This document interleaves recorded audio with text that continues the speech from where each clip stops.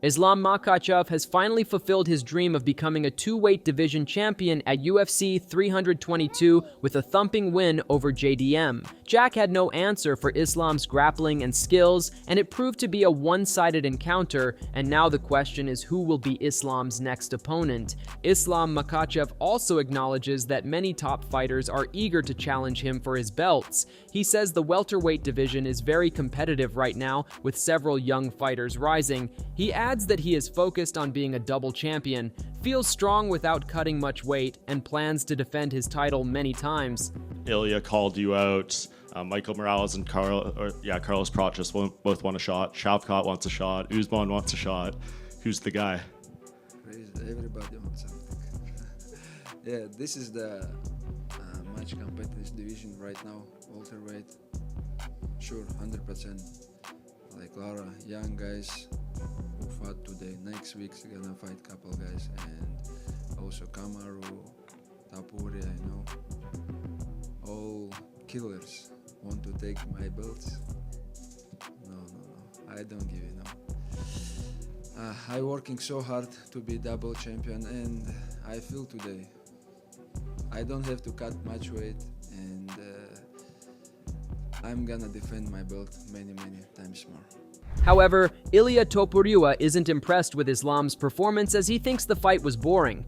Topuria gave his honest reaction to Islam Makhachev's win, calling him a boring fighter. He criticizes Della Maddalena, saying he needs a full wrestling-focused camp and suggests Islam could benefit from learning emotion. Topuria adds that he is increasingly confident he could put Islam to sleep in a fight. Ilia Topuria said, "Jack needs an entire camp dedicated just to wrestling.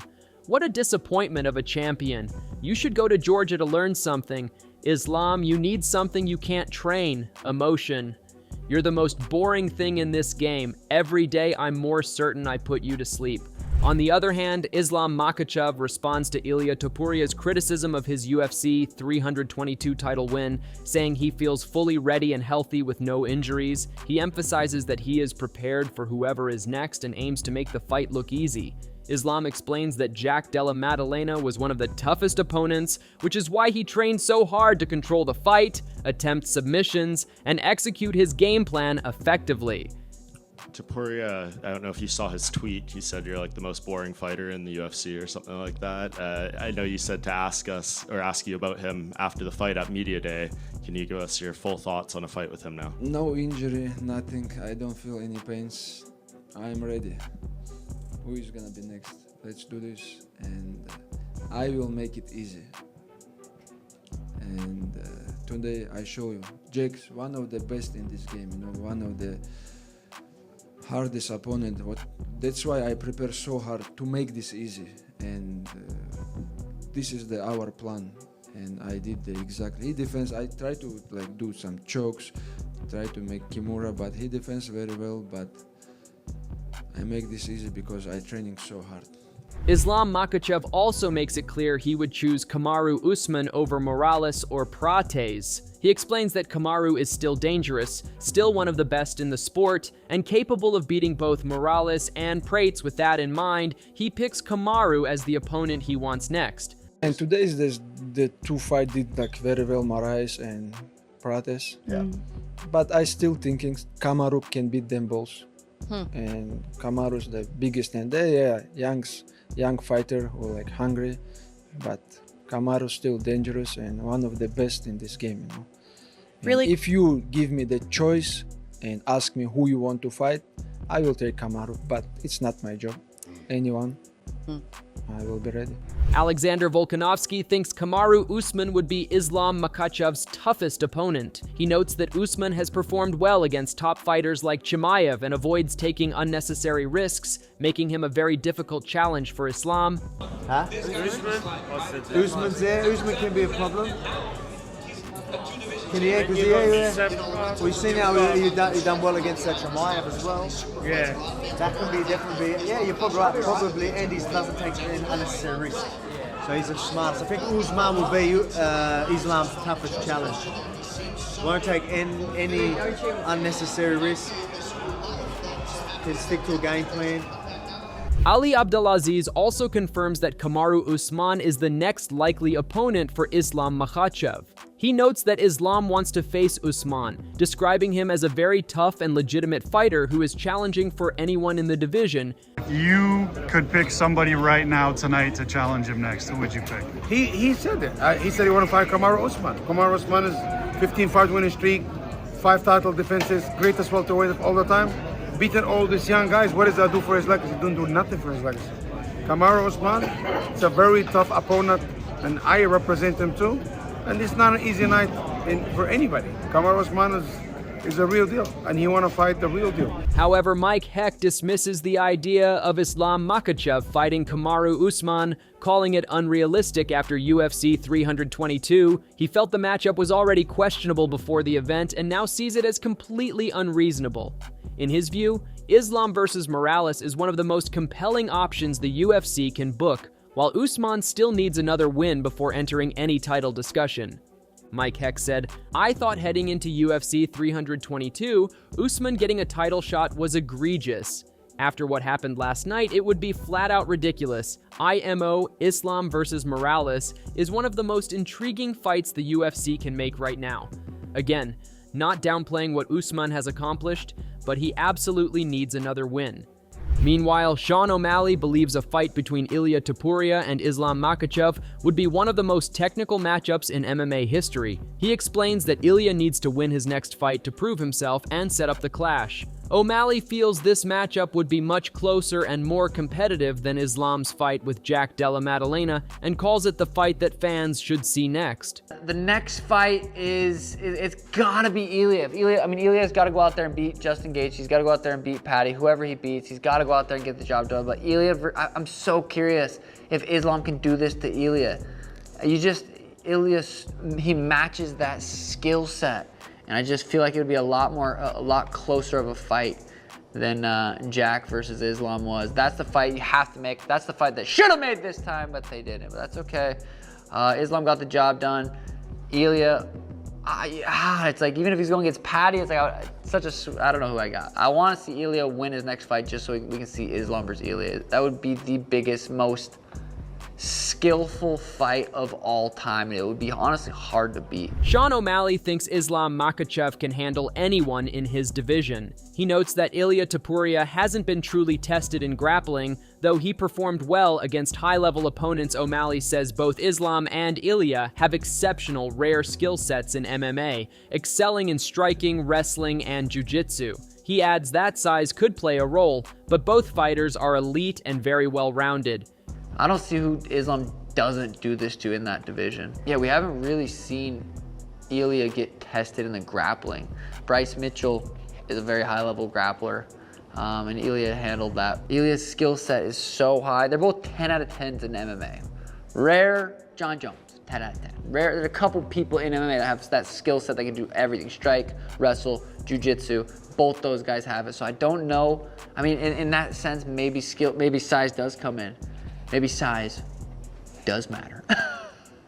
Demetrius Johnson believes Islam Makhachev should face Ilia Topuria at the White House and then retire at the peak of his career, similar to Khabib. He notes that Islam is a big, strong fighter for 170 pounds and has already achieved financial security. Johnson adds that in MMA, fighters often stay too long at the top, and Islam should take the opportunity to leave on a high note after beating Topuria. I didn't think Islam was going to be able to. I didn't think Islam is small for 170. I've seen him in person. I've trained with him. He's a big fucking dude. And who will Islam fight next at 170? You know what? I think Islam is destined for. He should fight Ilia Topuria at the White House. If he beats Ilia Topuria, he retires. Islam has plenty of money, right? Go out on your shield like Khabib did. A lot of people in MMA don't want to see that, but in mixed martial arts, us athletes, we stay too long at the party. There's no reason for an athlete to continue to come into the head and all that stuff. If I was him, fight Ilia Topuria at the White House, you beat Ilia Topuria, walk away. I'm sure he made another one, that shit probably goes as far as fucking Russia, so there's no point for him to keep on fighting. Adam Catterall also notes that Islam Makhachev has plenty of interesting challenges waiting for him at welterweight, but the real super fight at any weight class right now is Ilia Topuria. Adam Catterall said, Shavkat, Gary, Prates, Morales, Usman. Several challenges at welterweight that I want to see for Islam Makhachev, but the super fight, regardless of weight, is Topuria. Arnold Billy Allen feels that a fight between Ilia Topuria and Islam Makhachev, at any weight and for any belt, is the next matchup that should happen. Arnold Billy Allen said, Ilia versus Islam at whatever weight for whatever belts is the fight to make next, right?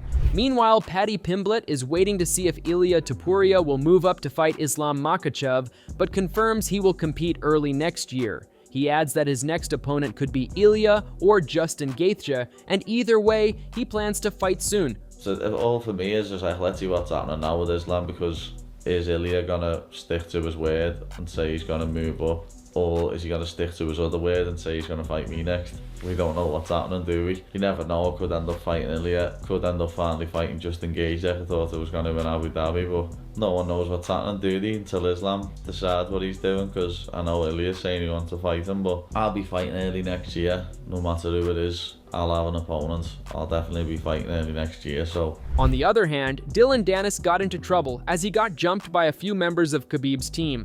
The beef between them is not hidden from anyone, and once again, they were engaged in a brawl at UFC 322. Islam's friend Chanko was also seen hitting Dillon on the back of his head, and things got too heated.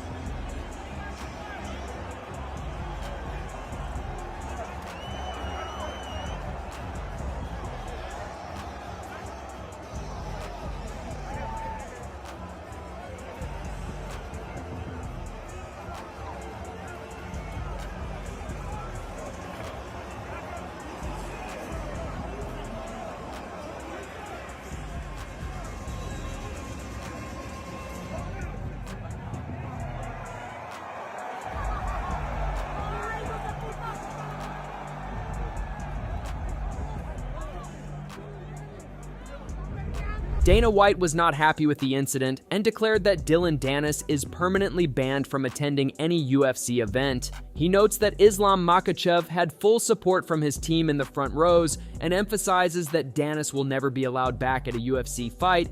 Dillon Danis was here and he was moving around, sitting in fighter seats and not sitting in his own seat that he had. He had a ticket. And they said, do you want us to throw him out of here? And I said, he has a ticket? And I said, yeah. If the guy has a ticket, let him sit in his seat and let him do what he's doing and keep an eye on him. It never even crossed my mind, as stupid as this could be, that the entire Muslim Brotherhood was here tonight in the first 5 rows for Islam. And as soon as it broke out, I was over on the other side and I go, I know exactly what that is. I knew it. And yeah. You will never see Dillon Danis at a UFC fight ever again. Islam Makhachev also reacts to Dillon Danis attacking his team, saying that after speaking negatively about them for 5 years, Danis had to face the consequences. He adds that Danis didn't properly answer for his words and suggests he should be banned from the country. When you talk about someone like last 5 years you talk about someone, when you meet them, you have to answer what you said, you know. And today, I don't think he answered, you know. And he still say a lot of bad things about our team. And today, he coming and somebody just meet him. He talk about this guy's bad, and today the guys just meet him. That's it. Dana said he's banned from UFC events for life, so he'll never be back to one. He have to ban from this country also. Javier Mendez reacts strongly to the Dillon Danis incident at UFC 322. He explains that when someone walks into an area filled with the opposing team and disrespects them, trouble is guaranteed. He points out that Dillon crossed the line by mocking people's religion, and that kind of behavior is what led to the situation escalating.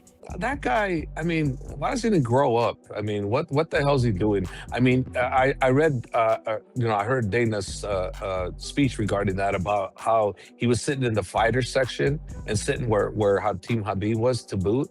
I mean, come on, dude. You know you're asking for trouble. And then they showed me the videos of what he was showing Ali and Islam in a relationship type embrace, and then he was doing things with a porn star in Islam embracing, and then he's talking crap on other things. I mean, what do you expect when you do that? And you go and you sit where the guys are sitting, and you riling them up with big, huge disrespect.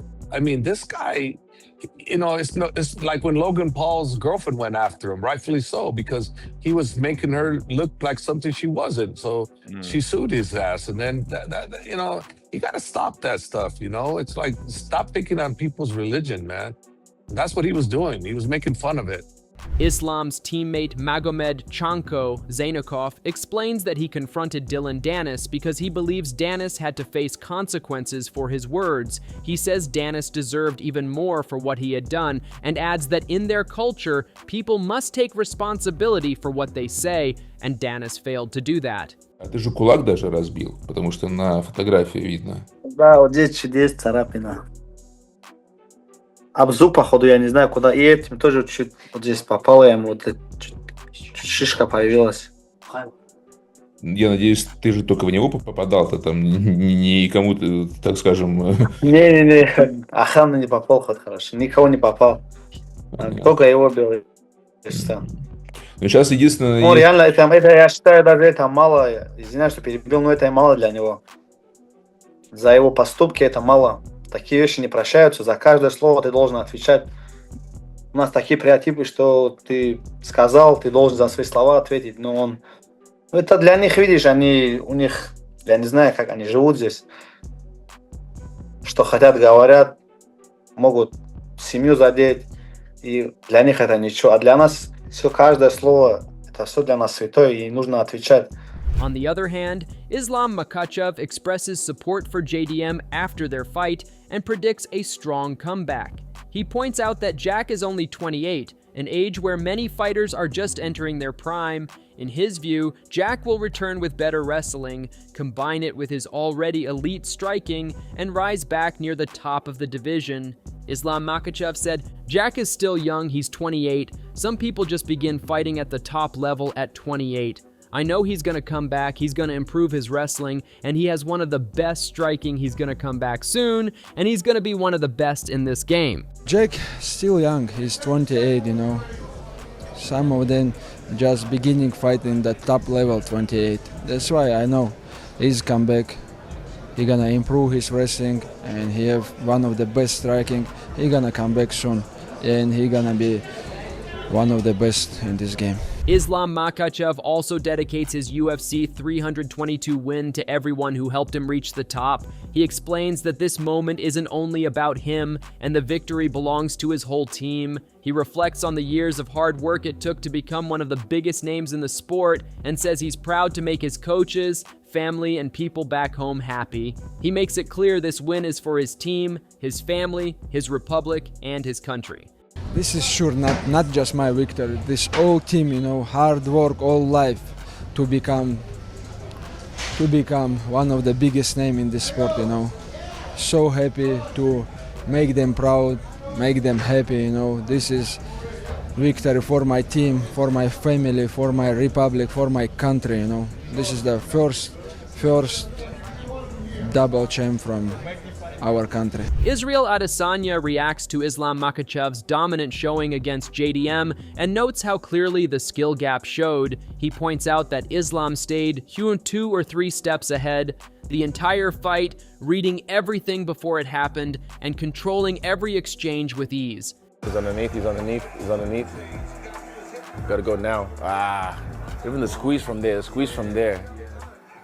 He's just there like flexes his back muscles. He can't make a mistake at all, because then homeboy will jump on it.